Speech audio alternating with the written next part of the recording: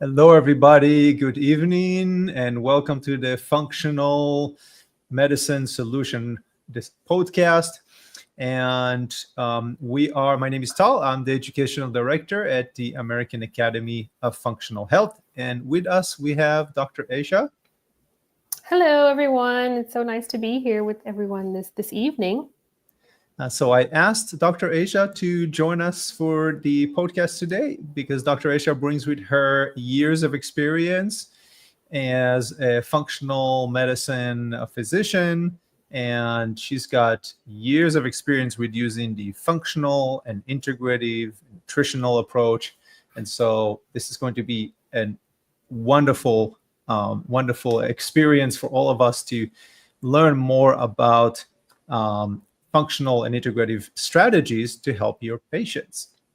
So every Wednesday evening, we join together to bring to you the most updated studies, the most interesting studies about the root cause and strategies to help your patients to improve their health. So if you are looking for practical evidence-based strategies, if you are looking for learning more about the root causes of what's driving or contributing to your patient's diseases, you are in the right place. So this is where we're going to learn more about these different chronic conditions. And today we chose a very important topic. Today we're going to talk about breast cancer. And we're going to talk about breast cancer a lot from the more functional and integrative approach. And we know that breast cancer is it's such a big topic, and of course there's a lot that goes into it, right? But where we really wanted to focus on is what you can do for your patients to reduce the risk of breast cancer. We're going to talk about a few of the root causes. We're going to talk about supplements and nutritional dietary strategies. And so it's a big one. I feel like, Dr. Aisha, this is really a big topic that I wish more healthcare practitioners would talk about. Yeah, I definitely agree with you. It's something that's commonly, it's not overlooked, but I just think that we don't talk enough about metabolic theories, endocrine related theories when it comes to these types of more insidious concerning diseases. So yeah, I'm really excited to dive in. Yes, absolutely. And when it comes to cancer, we do have a whole class in the advanced functional medicine program that is functional oncology. But because we know that the best approach for dealing with cancer is to prevent it from happening in the first place, right? And so we do have classes that go a little bit more into the treatments and how to work with patients with oncology, but we really wanted to focus today a lot more on the prevention, because if we can prevent that type of cancer from developing, then we can save quite a lot of people. So why did we pick cancer? Why did we pick breast cancer in more specific? So one, it is one of the most common cancers that we know of, right? And if you look at this really interesting picture from the National Breast Cancer Foundation, they reported that in the United States, 1 out of 8 women will develop breast cancer in their lifetime. So just think about that for a second. That is a lot of patients. So if if just think about the statistics for a second, right? 1 out of 8 female patients that you are seeing will develop breast cancer in their lifetime. So if we can help reduce that risk for your patients and your community, we can help to save and help to save lives. We can help a lot of women to avoid going through this very, very challenging journey, right?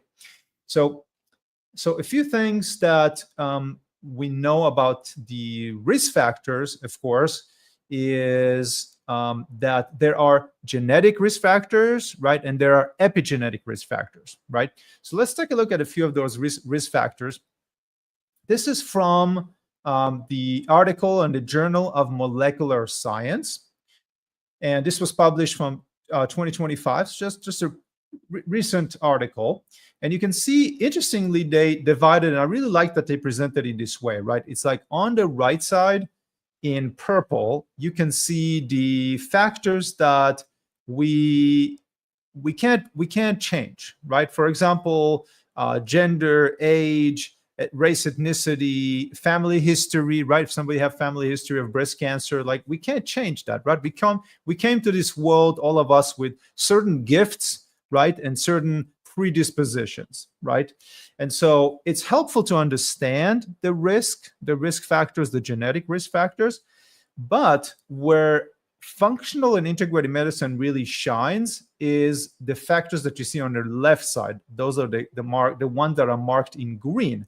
For example, level of physical activity, our body weight, alcohol consumption, right? Our diet and nutrition. We're actually going to talk some about diet today, and we'll show you some very clear strategies, evidence-based strategies, dietary strategies and supplements that can show you how through diet, nutrition, and supplement, you can significantly reduce the risk of breast cancer, right? And then, of course, there's oral contraceptives and hormonal replacement therapy, which, according to some studies, some of it could increase the risk or contribute to the risk of breast cancer. Now, this is something really interesting that I wanted to mention when you're still looking at this picture. There's a really interesting study published in 2019, and this was in the Journal of Breast Cancer. And essentially, the authors reviewed the different factors that contribute to breast cancer, and they concluded something really interesting. They mentioned that only about 10% of all breast cancer cases are due to involvement of genetic factors, where the other 90% of breast cancer are due to non-genetic factors. So that is very, very interesting, because essentially what they were talking about is the impact of our environment, our diet, our nutritional decisions or lifestyle decision in how that impacts the risk of breast cancer. So, and I'm mentioning this to you because I've heard over 20 years in healthcare, using a lot of the integrated medicine strategies that we're going to talk about, nutritional, herbal strategies, functional medicine as well. I've heard so many patients come to me with chronic fatigue, with joint pain, with cognitive impairment or certain chronic conditions. And when I asked them, when I asked them about their condition, they say, well, my doctor told me that it's old age, or my doctor told me that it's genetic, right?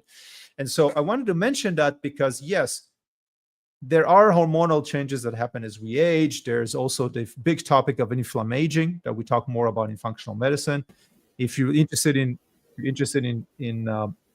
the process, better understand the process of aging, you must understand the topic of inflammaging. But this is really a big topic, and I'm sure, Dr. Esha, I'm sure you've seen so many patients that are coming in and they're frustrated, and we asked them what happened. Is like, oh, my doctor told me that it's old age, genetic. Yeah, right? completely. I see that often. And I think that's just what we typically see with the current model of medicine, right? And I think that this is, like you said, where functional medicine shines, because we can tease out more of these nuances and, give more practical recommendations as well. Absolutely. And if you learn how to talk with your patient, you have a better understanding, more clarity, and a deeper understanding of the physiological pathways. And we're going to talk about some of them today that are not discussed in the mainstream approach. But already from today, just listening to this 1 hour that we're going to spend together, you're going to understand at least 2 or 3 of these factors. There are multiple in functional medicine, but you're going to understand 2 or 3 of these factors that contribute. And of course, we're going to go beyond this, the well-known factors like smoking or alcohol. We're going to go beyond that into more functional medicine, a little bit of a deeper dive. And then, but just know that there's a lot more that you can do for your patients that is unfortunately not taught in medical or nursing schools, right? And that's what we're here for. So let's go into let's go into functional medicine. So this is just a kind of like, we did a little intro, and essentially now you have a better understanding of some of these factors that are playing a role in the development of breast cancer. And more importantly, the reason why I showed you that picture, specific picture, and that note from that specific study, which, by the way, let's put the citation on for this study out. So if anybody wants to read a little bit more about this study that was found that 90% of the 90% of the factors that contribute to breast cancer are actually non-genetic, that's where we get into epigenetics. So if you want to read more, it's posted right now on the screen. Feel free to read more about it. But this is where somebody comes to see you and they're concerned about breast cancer. Maybe they had breast cancer and got chemo and radiotherapy and other treatments, and it's clear, but they're concerned that it's going to come back, right? It's really good to know functional medicine because, one, you can assess and review different causes such as hormonal imbalance, inflammation, environmental factors, right? Estrogen metabolism, right?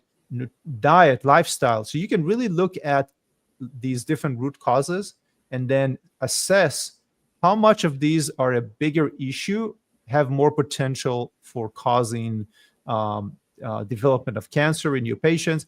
And also, we're going to talk about a couple of really cool strategies you can use, very practical strategies you can use to help your patients that you're seeing already tomorrow, right? So, Dr. Esha, this is where we're diving deeper into the root causes. And I know the next one, this one that you're going to be talking about, the first factor, is really such a big topic. And we're seeing so many studies coming out in the last 20 years. And it's still not really talked about in the mainstream approach. But there's so much evidence now that is showing that this factor is really one of the major ones that play a role in the development of cancer. Completely. So we're talking about endocrine disruptors. So endocrine disruptors, I agree, you're starting to see more of a burgeoning now of this conversation in the literature and just also in just general public conversation. But endocrine disruptors are essentially chemicals that are interfering with the body's hormone systems.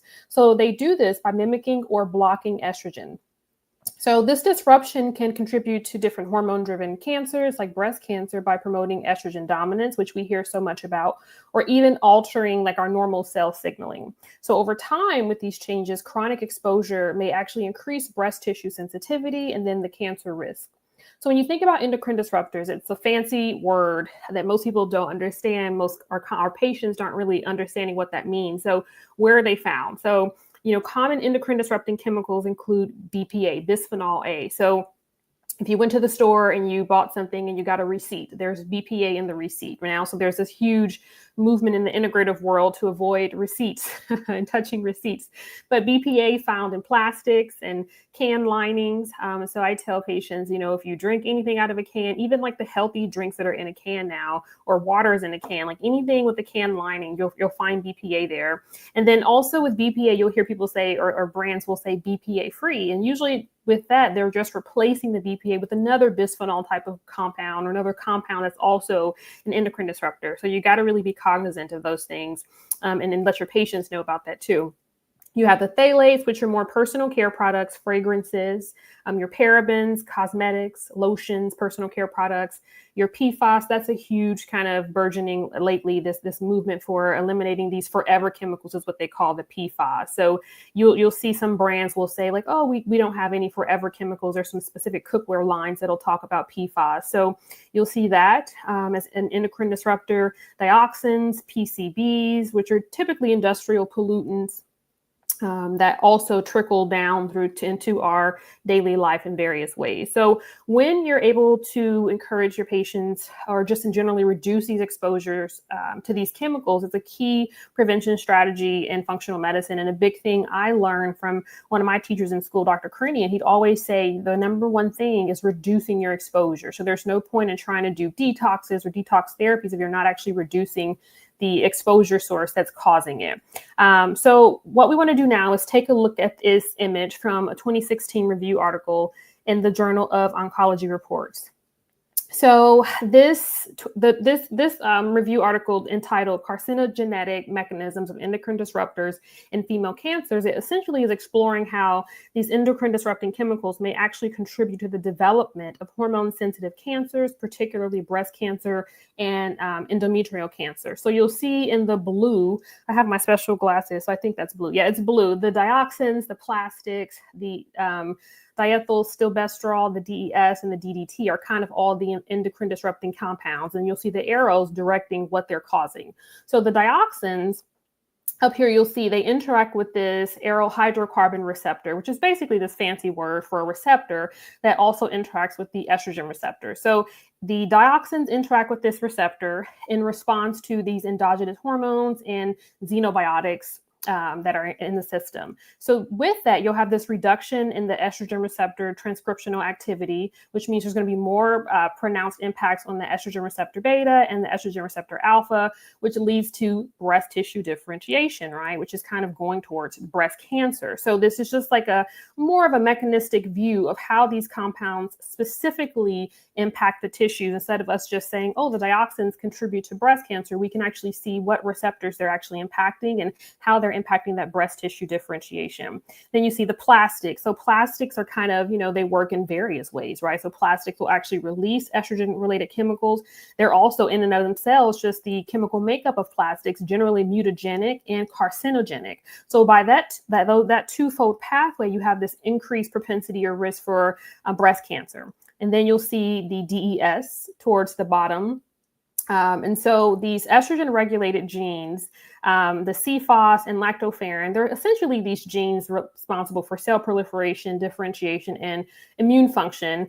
They're induced actually in utero by this prenatal DES exposure, and they persist into adulthood. So we can see some compounds that babies are exposed to and how these things can persist throughout their adult life. So you kind of continue this pathway of pushing more estrogen dependence and estrogen dominance, estrogen dependence tumors in the system, specifically DDT, can also contribute to that picture. And some of these factors will lead to endometrial cancer. So this is more of a mechanistic viewpoint of how these endocrine disruptors actually impact the system and lead to these more female related cancers. So that's that image there. And we'll post the citation if anybody wants to kind of read that review in full, but it's in the Journal Oncology Reports, and we'll get that posted for you.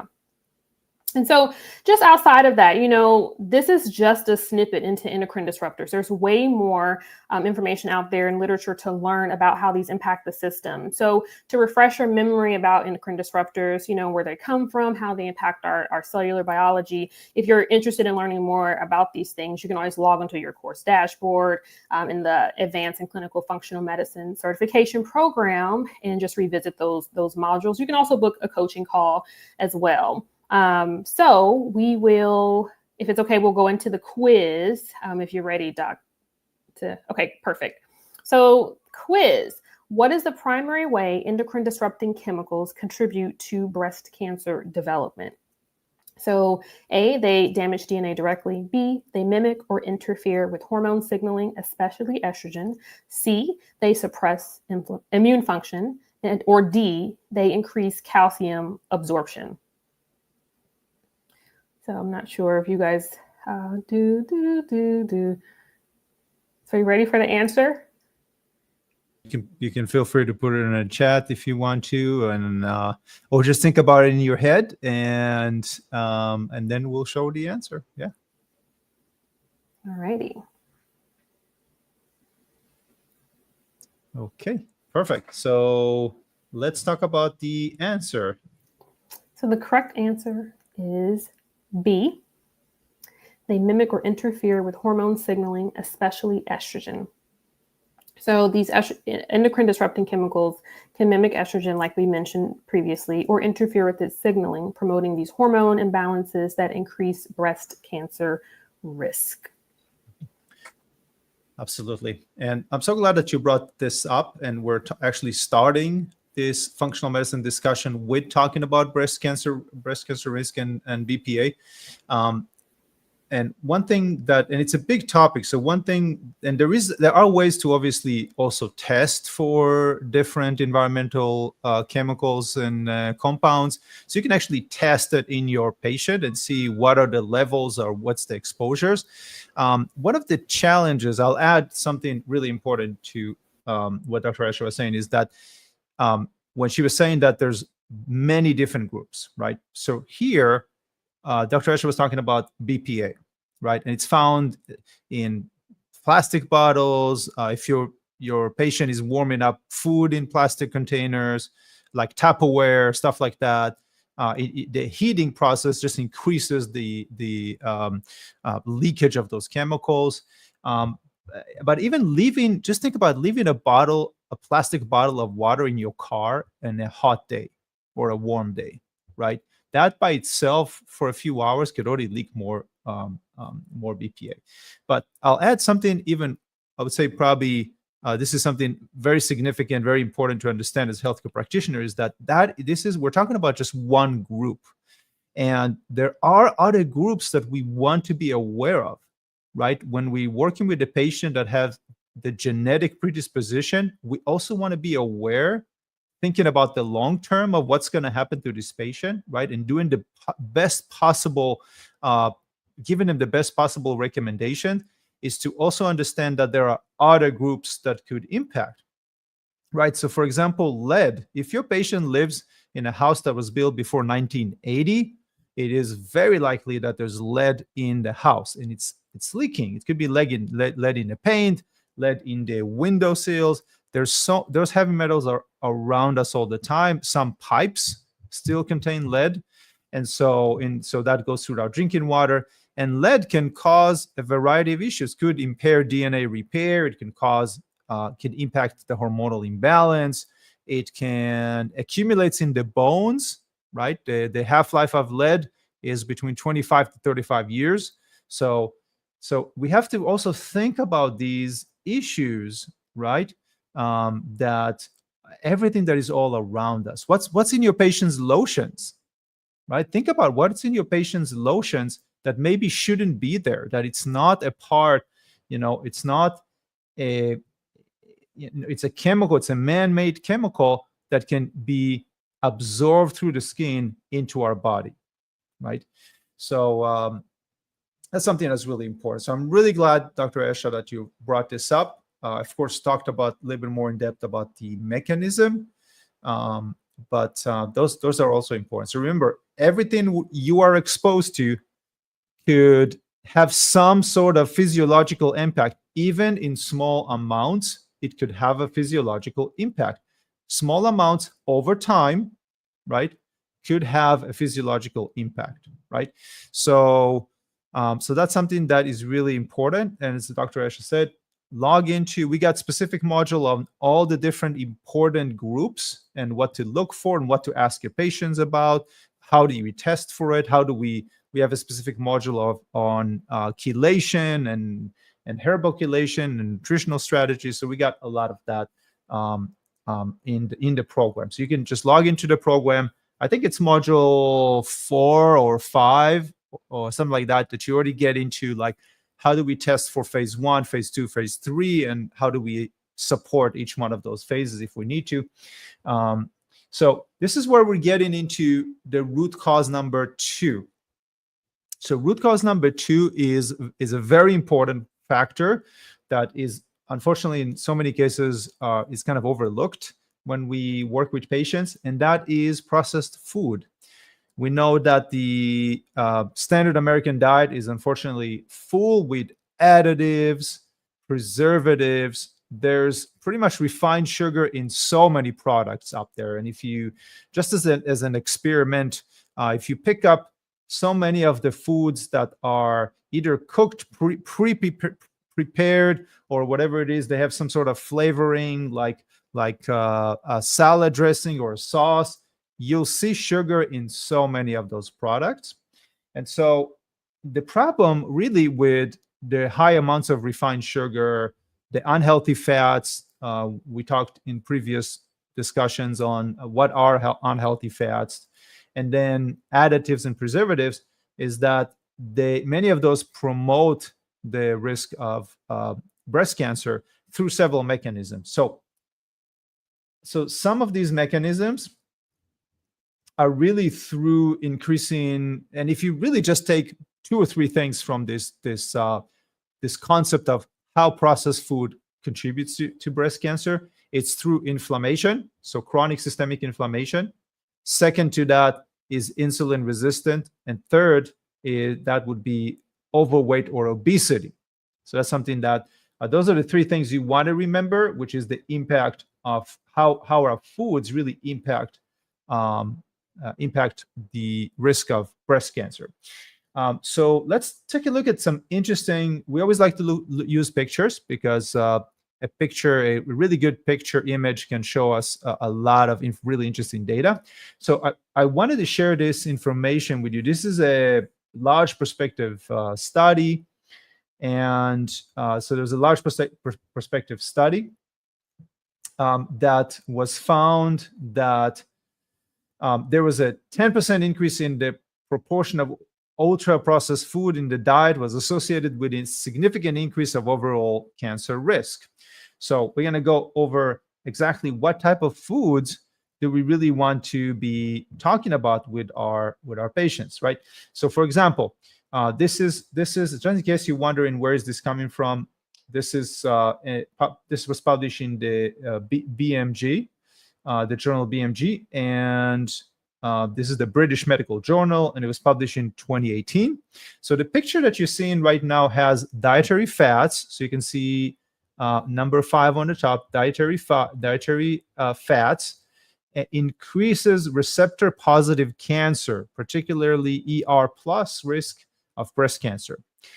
And when we talk about dietary fats, we're talking about vegetable oil will typically kind of be high up there.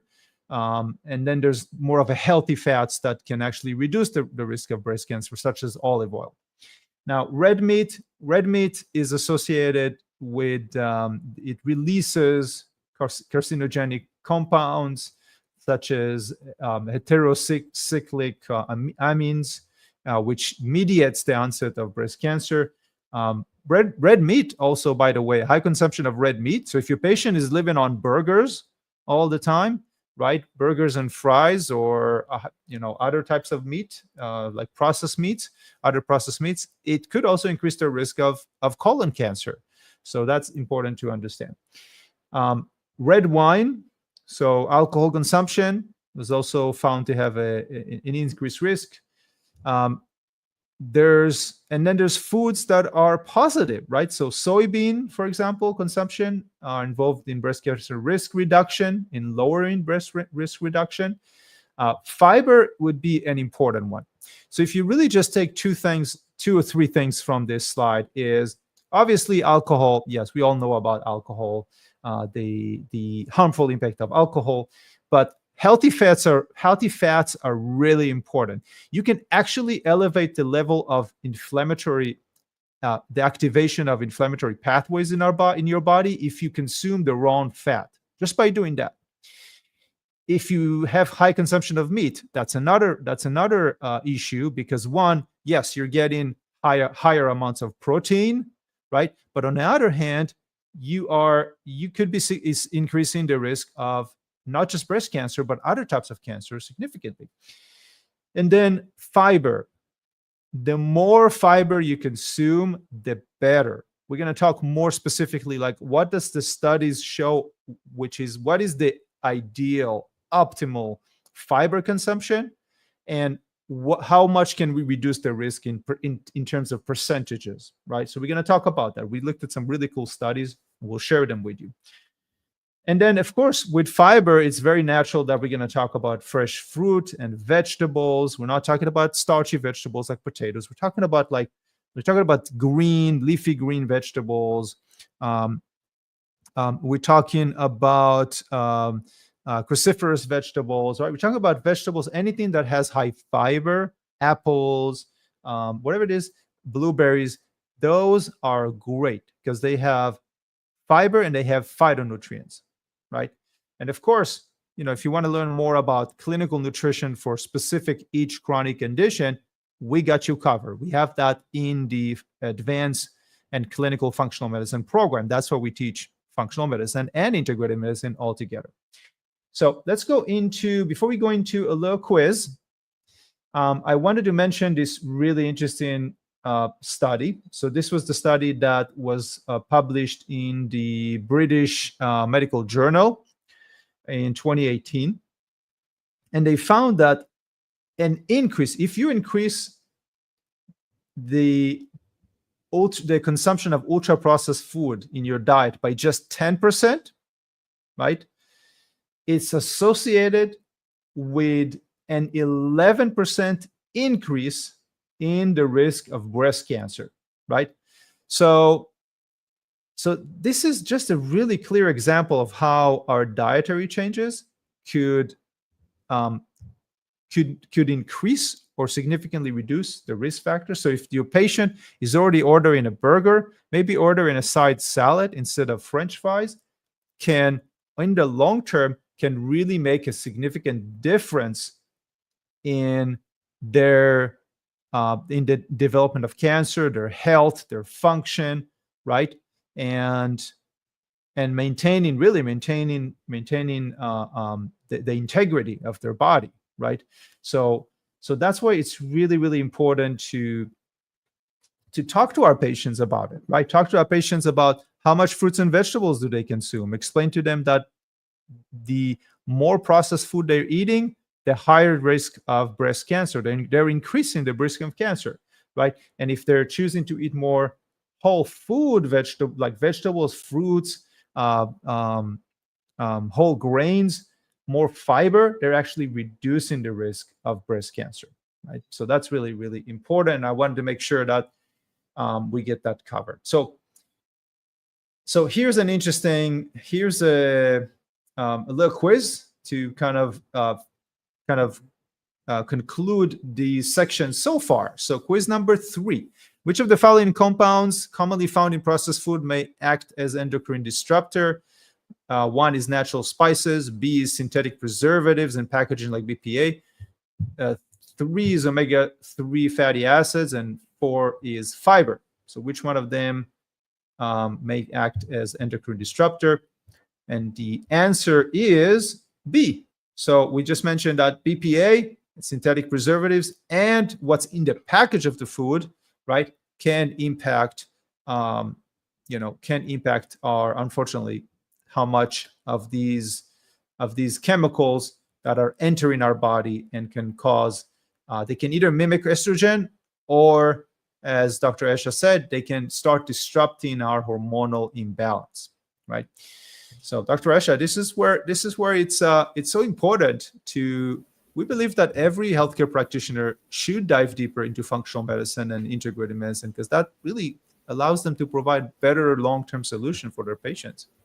Yeah, totally, 100%. And it also is very empowering, for patients to know that they can also have a lot of control over how disease expresses and kind of the progression or lack of progression of a disorder or a reduced risk of it. So thank you for sharing all the information about kind of just dietary fats. And you mentioned fiber, which I think is so important and missed so often in the conversation. It's such a simple thing to do and easy to implement. So the next root cause is focused around glucose imbalances, which is like a huge conversation. I feel like in all chronic disease, especially you look at cancers of all types for the most part, the metabolic related cancers, breast cancers, things of that nature.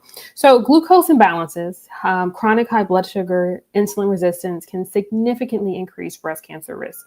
Elevated insulin levels can act as a growth signal, stimulate cell proliferation, and then inhibit apoptosis. So this is going to create an environment conducive to tumor development. Insulin is also increasing the bioavailability of estrogens by reducing sex hormone binding globulin, which can further drive hormone-sensitive breast cancer. So I always tell patients, like, in sex hormone binding globulin, like the hormones needed to be in a car to be transported. So when they're not in this car in the system, they just kind of have free range to do what they want to do because they're not bound up. And I feel like patients usually understand that analogy. So yeah, when you higher insulin, it's going to actually reduce your sex hormone binding globulin, which means you have a higher bioavailability of estrogen just hanging out in the system, which is then going to further drive this hormone sensitive breast cancer. And so when you think about this from a foundational perspective, you think about kind of how often we are seeing in our system like metabolic disorders, metabolic issues. So when you look at the insulin picture, the blood sugar picture, we're seeing that foundationally hyperglycemia contributes to systemic inflammation and oxidative stress. Both of these are linked to cancer initiation and progression. So women with type 2 diabetes or metabolic syndrome are shown to have a higher incidence of breast cancer and then worse outcomes overall. So then let's take a look at this image from a 2022 review article in the journal Nutrient. So in this study, they're exploring how type 2 diabetes and dysfunctional adipose tissue contributes to breast cancer development and progression. So you'll see on the left, you have a woman that has excess weight, and then you see kind of at the top, they say type 2 diabetic with enlarged adipose tissue. So they're specifically highlighting that central adiposity, so the belly fat and then thigh fat in this picture. And then what you'll see is kind of, your fat cells actually will secrete their own kind of hormones in the body. And that can lead to this, I call it a hormone soup when I'm talking to patients. But essentially what you'll see is this adipose tissue increasing the free fatty acids, leptin, which is also a hormone secreted by adipose fat tissues, resistin, another hormone secreted by our adipose tissue, interleukin 1, interleukin 6, your TNF alpha, and these are inflammatory cytokines. So you're getting hormones, you're getting inflammatory cytokines, and this in and of itself is going to lead to a reduction in the adiponectin, which is a important anti-inflammatory, healthy fat regulating hormone. You're going to have a reduction in insulin sensitivity, a reduction in that glucose uptake. And so you'll see the black arrow in the middle is kind of pointing to how this impacts breast cancer and leads to breast cancer promotion. So this dysfunctional adipose tissue secretome, which I typically just will say is like hormone soup, basically, also is going to contribute to this hyperglycemic picture, hyperinsulinemia picture. And that in and of itself is going to lead to breast cancer, cellular survival, proliferation of it, invasion, migration, and metastases. So in that picture, we're kind of seeing specifically how metabolic issues, type 2 diabetes, and then also imbalances in body weight will specifically contribute through specific hormone pathways and cytokines to breast cancer cellular promotion. And so, this isn't the only factor. There are many different factors that can contribute to breast cancer. And again, we always have more resources for you all to just learn more of the nuance and mechanisms and pathways and, learning how to communicate these things to your patients. And so, we again recommend kind of logging into your dashboard and reviewing kind of these 12 specialties and learning about all these advanced labs and treatment protocols for each of these conditions. And then we also have a really unique class, specifically functional approaches to oncology. So if you're interested in that, you might want to kind of take a deeper dive there. So that's the metabolic glucose picture. We're going to go ahead and hop into the quiz. And so how can chronic glucose imbalances contribute to an increased risk of breast cancer? So A, improving immune surveillance. B, by increasing insulin levels, which promotes cell proliferation and reducing that sex hormone binding globulin. C, enhancing vitamin D absorption. Or D, decreasing estrogen levels in the body. We'll give you a few seconds. You can put your answer in the chat.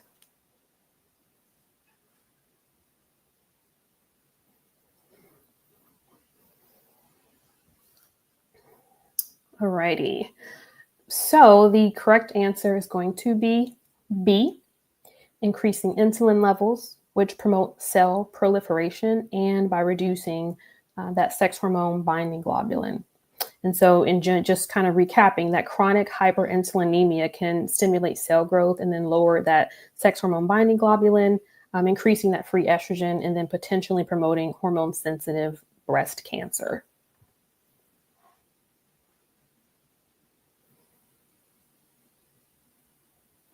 I'm going to pass it back to you, Doc.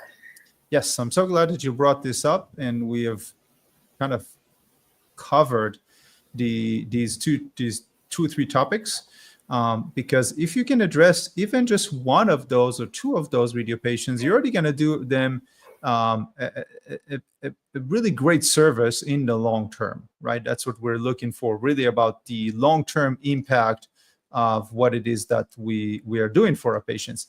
And I'll probably add something to it, which is the really interesting. There's a question here, right? We have a question here from Tanya about soy being a hormone disruption or estrogen mimicking.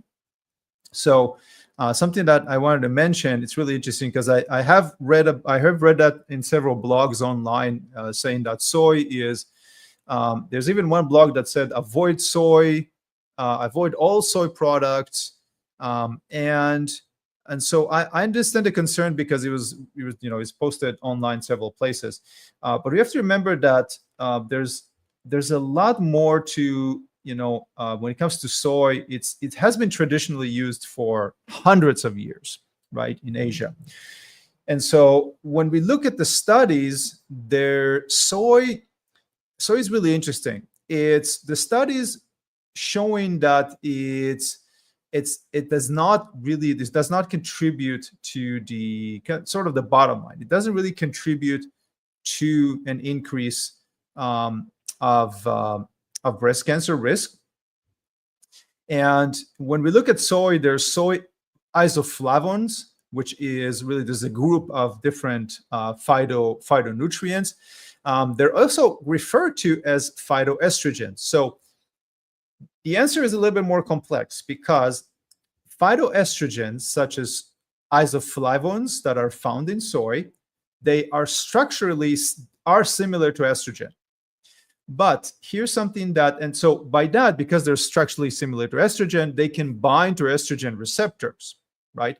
This is, by the way, when you learn in functional and integrated medicine about, for example, menopause or certain conditions, when we know for sure that there's less amount of estrogen, isoflavones can actually be very helpful, right, in reducing some of the symptoms of menopause and other symptoms, because they're chemically very structurally similar to estrogen, so they can actually bind into same receptors.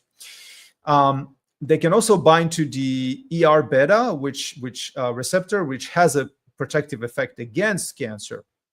Now, beyond that, it really depends on, obviously, what are the dosages, right? What are the dosages? What's the situation beyond that? But when we look at studies, the studies that showed hormonal related changes with isoflavonoids or soy it's mostly coming from animal studies, and the dosages that are used are not the typical dosage that you're gonna get from eating a meal with a little bit of soy product, let's say tofu or whatever it is, right? So you're not gonna see that it's not giving a very large amount of highly concentrated isoflavonoids to a tiny animal like a rat, right? That's not really going to mimic the impact that we're going to have by eating a little bit of tofu with our on our plate. I mean, obviously that's not going to do that. And then from the studies that we looked at, there's no clear evidence in humans that it caused hormonal disruption.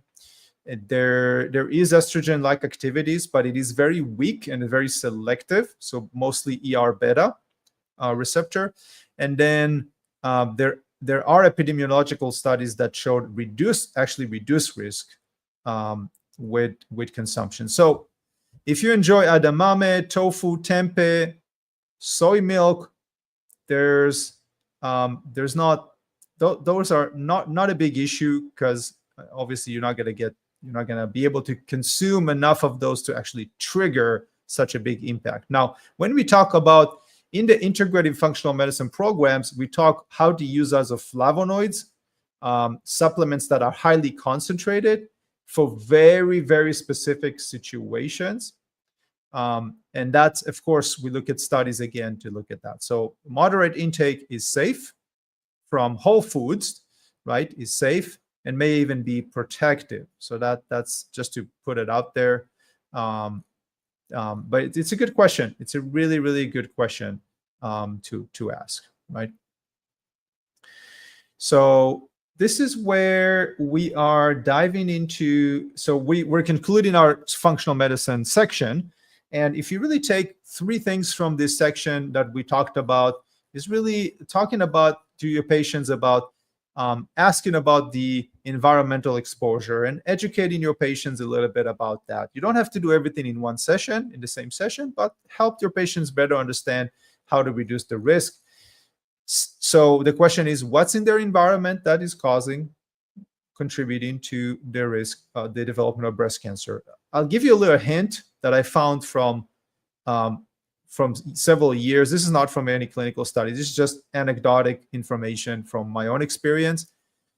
Typically, the first symptoms or signs that we see with endocrine disruptors are signs and symptoms of hormonal imbalance. That's very typical from my observation at patients. That's really what we see first, right? The problem is that so many of those patients, they go and they find a practitioner that prescribes them hormone replacement therapy, which is grateful. It's great, and patients are really grateful for that help, and it is beneficial. It does help patients. So I have nothing personally against that. The problem is that you gave the patient a certain hormone replacement, even if it's compounded hormone, right? Now their labs look better, the patient looks better, but if we don't address the underlying causes, which is the environmental exposure, this patient could possibly, develop, increase their risk, still have the high increased risk of developing breast cancer, right? So this is why we do these classes for you, because we want all of you to see the whole picture, right? And yes, if you got training in hormonal balance, hormonal therapy, and you know how to use it appropriately, great. If you learn how to use nutritional medicine, great. That's another powerful tool. But we want you to see the whole picture. Like, am I really helping this patient in the long term, right? So that's really important. And then we talked about processed foods. Those are always really important to ask your patients about what it is. And if you don't have time to do that, then refer them out to a functional nutritionist, somebody that can do that work. In my office, we had a nutritionist and we also had a health coach. So we had somebody that kind of dived deeper into that. It's, by the way, another source of revenue for your practice, right? So if that's something that you're interested in. And then with Dr. Esha, I was talking about glucose imbalance, right? So if you're interested in learning really what's behind glucose imbalance and the development of cancer, I would highly recommend that we have a program called Functional Weight Loss Certification. So it's a functional weight loss consultant, where in 2 months we really dive deeper into what's going on with the adipose tissue, how the adipose tissue increases inflammation, causes hormonal imbalance, what's contributing to the development of or enlargement of adipose tissue and weight gain, right? So that's all really important to know as healthcare practitioner. So Dr. Esha, I feel like we talked about a lot today already. Yes, we have a lot of good information. Yes, absolutely. So this is where we are going into something really interesting. So we wanted to also provide all of you with one supplement that can help your patients to reduce the risk, and also a specific dietary strategy. right? So something very practical you can take with you and start recommending patients when appropriate, without the need, and I love those recommendations because they're simple. They don't require too much effort out of patients. So even the patients that in their level of readiness, they might not be ready for, doing a full dietary transformational, right? Maybe they love their meat and potatoes and they're not ready to give that up. Then we still have very useful recommendations for them. So the first one is Curiolus versicolor. And you might have heard about this as turkey tail mushroom.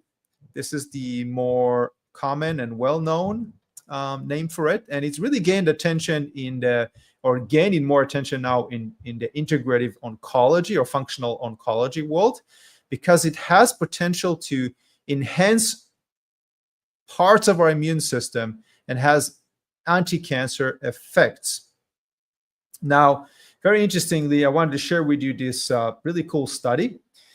So this was a study that was done and was showing. It's like a phase 1 clinical trial that investigated the safety and immunological impact of turkey tail.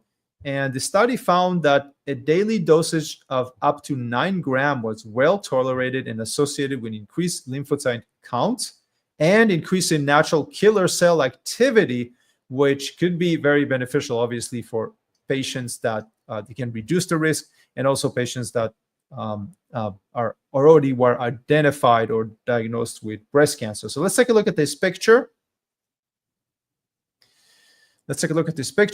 So this is really interesting. So there's several mechanisms here, but essentially with turkey tail in the center, we look at several physiological impacts. So one, it triggers immune cell mediated cytotoxicity, right? There's also reported to include something that's called polysaccharide K and polysaccharide peptide, which are, I would say, probably the two most studied bioactive compounds in turkey tail. And those are known for stimulating natural killer cells, which are designed to, destroy, designate and attack or target cancer cells. Also, they can stimulate T cells and macrophages.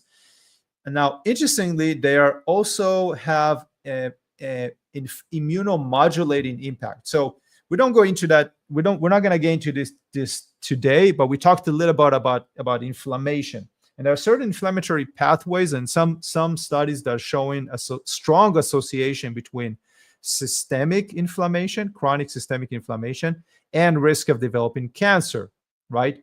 And it's important to know, because if our patients struggle with systemic chronic inflammation or autoimmune condition, it could possibly, and it is association, right? So it's not a causation, but association, but it could possibly increase the risk of cancer. So turkey tail was also reported to essentially help our body to modulate some of those inflammatory pathways. And then it has anti-proliferative action, which means that it helps to support and support the inhibition of tumor cell growth, right? And also induce apoptosis in certain cancer cell lines. So lots of really great studies when we talk about this particular turkey tail. Now, in one study that I mentioned, they use 9 grams. The typical dosage that most studies are recommending to go with to avoid GI side effects is typically 3 to 6 grams per day of a standardized extract, or 1 to 3 grams a day of those concentrated polysaccharide K or polysaccharide peptide. But we like to use the full spectrum. I typically like to recommend the full spectrum. So 3 to 6 grams of the standardized extract is what most studies would recommend. Potential side effects are GI symptoms like nausea or bloating. And then it might be contradicted in some patients with an autoimmune diseases unless you supervise them, right? To make sure that it doesn't interfere with other medication or anything like that. So let's take a look at a picture from a supplement. This is a supplement that you can see the picture here of the supplement. So this is a hot water extract. And you can see that essentially in one capsule, it contains 500 milligram of this compound, right? And we like to use professional grade. We like to recommend professional grade because you can also see here the amount of polysaccharides that you are getting, right? So you're getting, they already tested it, and you can see that you're getting 55% polysaccharides, which is those are the active compounds that we talked about. We mentioned the polysaccharide K and polysaccharide peptide. So this is an example of a professional grade supplement. So essentially, to get to that dosage that I was talking about, the 3 to 6 gram, and if your patient takes, let's say, 3 grams, starts at 3 gram, they'll probably divide the dosage. So probably, let's say, 3 capsules in the morning, 3 capsules at nighttime will give you 3 grams per day of the standard extract. This extract has a relatively higher concentration, 55% polysaccharides and 50% beta glucans. So that's a really good dosage. 3 grams is a really good dosage. And if your patient reports they have some digestive upset, then taking it with food or a meal is sometimes very helpful. So, Dr. Asha, this is where we want to talk about dietary recommendations to help those patients. Yeah. So a really simple dietary recommendation that's inexpensive and it's easily accessible is flax seeds. Flax seeds are going to provide a blend of healthy fats, monounsaturated, polyunsaturated fats, which are essential for heart health, protein, and they also contain fiber. So they're also plant-based protein, which can help support muscle repair and growth, rich in omega fatty acids. Flax seeds are rich in the phytoestrogen lignans and alpha-linolenic acid rich oil, which has been suggested to also have an anti-cancer effect. So when you look at the clinical trials that were conducted, the questions they asked were whether flax seeds and its lignin and oil components are effective in actually reducing breast cancer risk and tumor growth, and can interact beneficially with breast cancer medications or breast cancer drugs.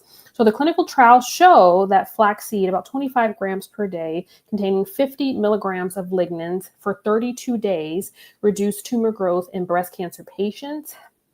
And lignans, 50 milligrams per day for a year, reduces the risk in premenopausal women. So if you kind of look at it, 1 tablespoon is approximately 7 grams of flax seeds. And so if you do the math, it's maybe, 4.5 tablespoons of flax seeds a day, blend it up. Put it in smoothies or soups or yogurts or sprinkle it on a salad. Really simple ways to incorporate it. The mechanisms for how flaxseed actually impacts breast cancer risk and breast cancer in general is by decreasing cell proliferation, angiogenesis, and increasing apoptosis through modulation of the estrogen receptor metabolism, and then the growth factor receptor signaling pathway. So multiple different ways. More clinical trials, are always needed in these regards, but current overall evidence indicates that flax seeds and its components are effective in the risk reduction and treatment of breast cancer and are safe for consumption by breast cancer patients.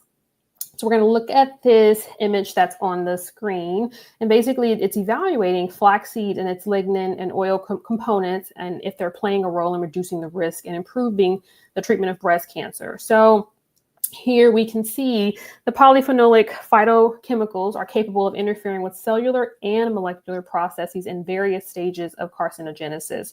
The phytochemicals may block cancer initiation through inhibition of pro-carcinogen activation into electrophilic species and their subsequent interaction with DNA.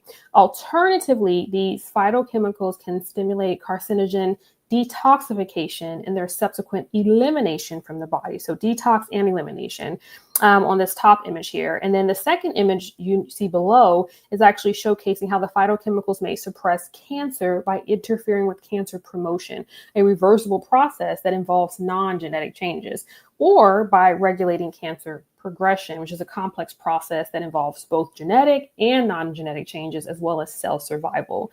So some polyphenols can act as blocking agents, others act as both blocking and suppressing agents, and some function as suppressing agents to modulate autophagy, cell cycle, and differentiation, thus affecting the cancer cell proliferation. So this is an image from the journal Chemistry, Pharmacokinetics, and Molecular Targets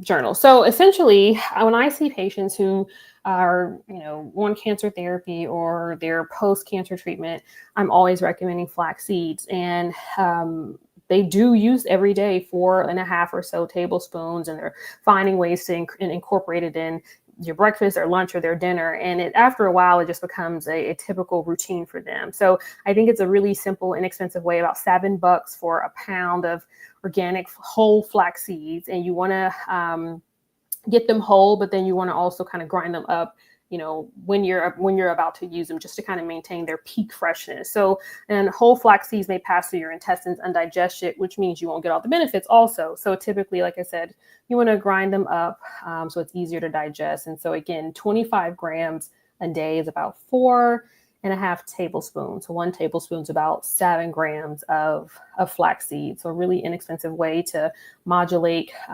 cancer expression. So that's that. Yes, and that's what we love. We love to recommend, to start with our patients with what are the simplest things they can do right now, right? That does not require too much effort, too much investment of time or money, right? So one supplement, one dietary strategy, and then slowly, as we work with them over time, just educate them a little bit more about, the benefits of fiber and healthy diet, right? The benefits of the benefits of looking at reducing their sugar consumption, right? What else? Asking questions about what else in their environment they might be exposed to. Also looking at if they are overweight or obese, then looking at ways to help them with that, because as Dr. Esha mentioned, right, the adipose tissue is not just sitting there not doing anything. It's not just an aesthetic thing that we all deal with. It's a very much metabolically active tissue, right? There's some reports when we talk about when we're teaching the functional weight loss consultant program. We actually show studies that scientists are referring to the adipose tissue as an endocrine organ, because of this massive impact that it has on our body. So that's something that we wanted to mention.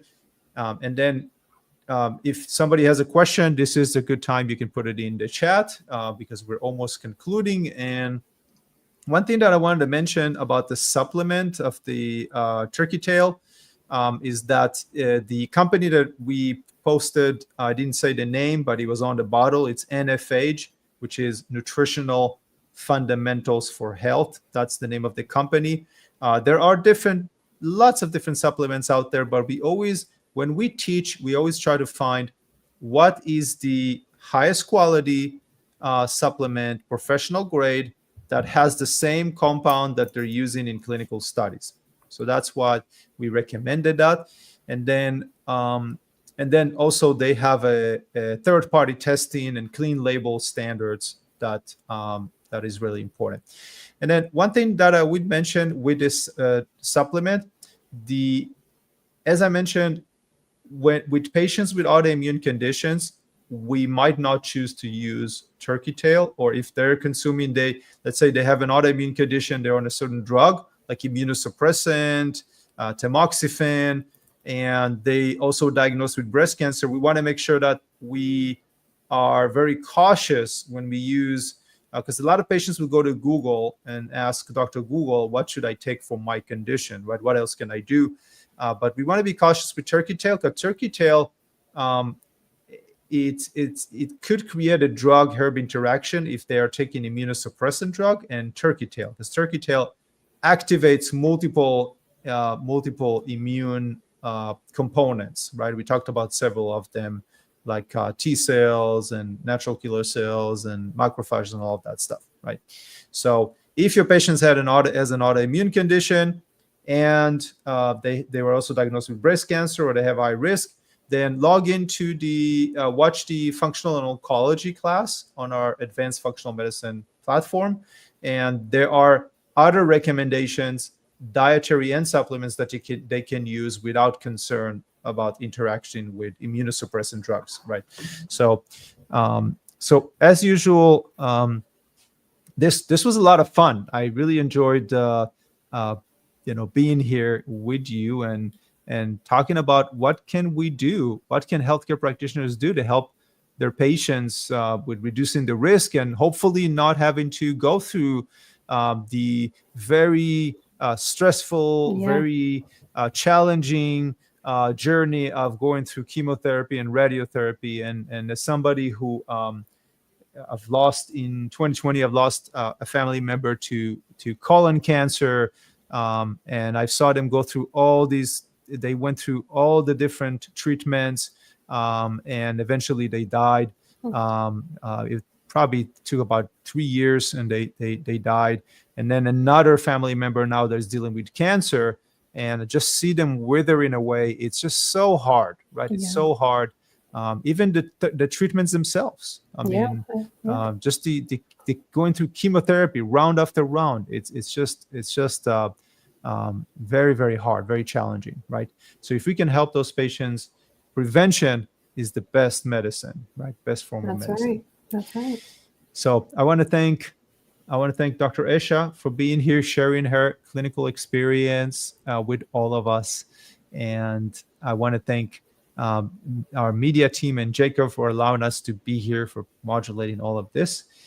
And I also want to thank each one of you for being here, for really taking the time, investing in your skills, taking the time to learn the different strategies, adding more tools to your clinical toolbox, and really setting for yourself a mission to change and transform your patients' lives. So I really appreciate each one of you for being here.